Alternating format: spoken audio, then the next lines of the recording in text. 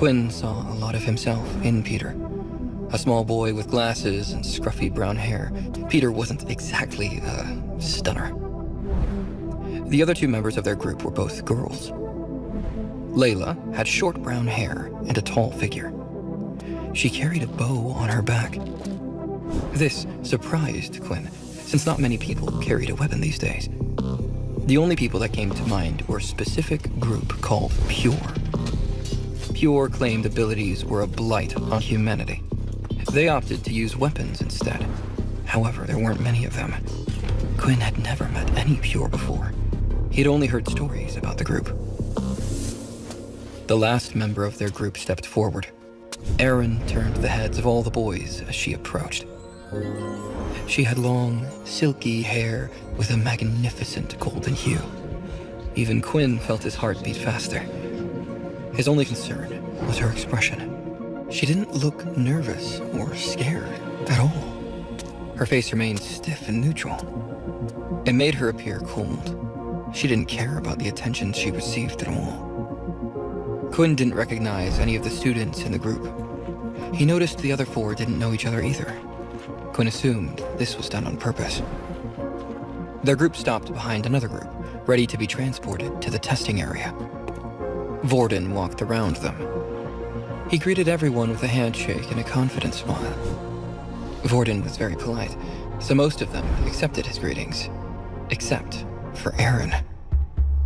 She stared at Vorden's hand when he offered it to her. Then she turned her gaze away. Come on, you don't have to be like that. Vorden placed his hand on her shoulder. It was a terrible mistake.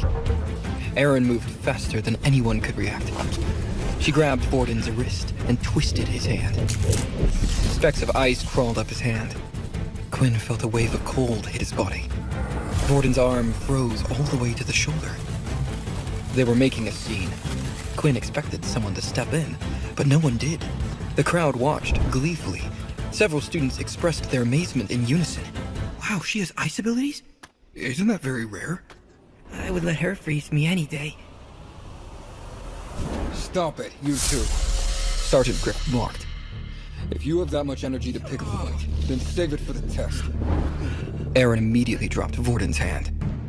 Vorden gasped in pain. His hand defrosted, slowly. He scrambled back to the line and stood behind Quinn, his face flushed with embarrassment. Can you believe her? Vorden complained. I nearly lost my hand. Quinn shrugged. You can't just go around touching people without their permission. Yeah, I know. She's lucky I didn't wipe the floor with her. I was just trying to be a gentleman. His words created enemies for him. Admirers of Erin felt that disgracing Vorden might earn them points with Erin. Quinn read what the other boys were thinking. It was on their faces. Quinn moved away from Vorden, hoping that others wouldn't mistake the two of them as friends. He liked the guy, but he didn't want to be bullied again. Griff called Quinn and the others forward. Stand right there, inside the square. Don't move too much. Quinn saw that the square was drawn with white lines on the ground. The space inside was just big enough to fit the five of them. A hooded man stood just outside the circle. Quinn felt uneasy looking at this mysterious figure. Send them away. Griff ordered. The hooded man planted both of his hands on the ground. The square lit up, shining a bright purple color.